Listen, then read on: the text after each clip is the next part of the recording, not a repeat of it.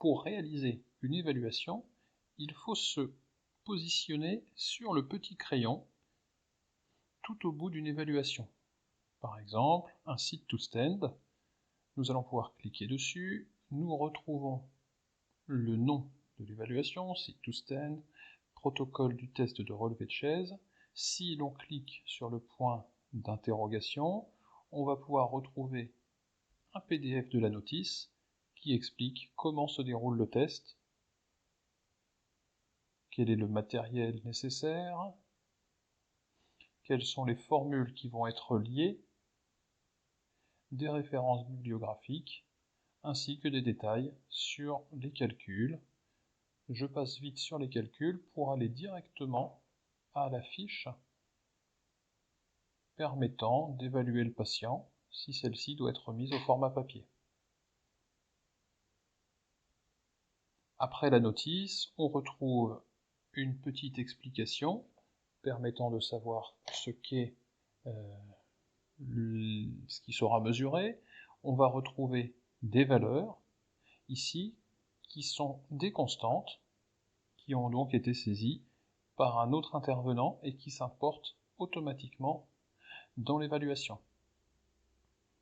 Lorsqu'on a réalisé le test, on va pouvoir retranscrire toutes les informations sur la fréquence cardiaque de repos. On peut naviguer pour accéder à toutes les questions, le nombre de relevés de chaise, la fréquence cardiaque à la fin des tests de relevé de chaise, la fréquence cardiaque de récupération, la pénibilité de l'effort, s'il y a eu une présence de douleur et sa localisation, et ensuite on peut noter des commentaires dans la case tout en bas. Par exemple, le test a été réalisé dans de bonnes conditions, le patient est essoufflé et ressent une douleur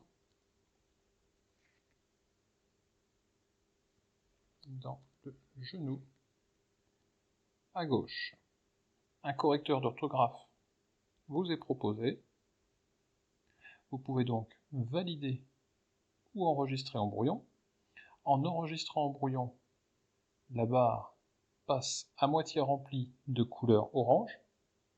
Vous pouvez accéder de nouveau à l'évaluation pour valider définitivement l'évaluation. Une fois définitivement validé, vous accédez à un petit onglet, l'icône télécharger, qui vous permet de récupérer le compte-rendu du test. On retrouve automatiquement l'identité de l'établissement, le nom de l'évaluation, l'identité des intervenants qui ont réalisé les évaluations, l'identité de notre patient et l'explication du test, ainsi que l'ensemble des résultats associés et les commentaires. Ce document peut être imprimé et ajouté au dossier du patient. En cours d'évaluation, on a toujours accès au bandeau latéral permettant de retourner à la fiche du patient.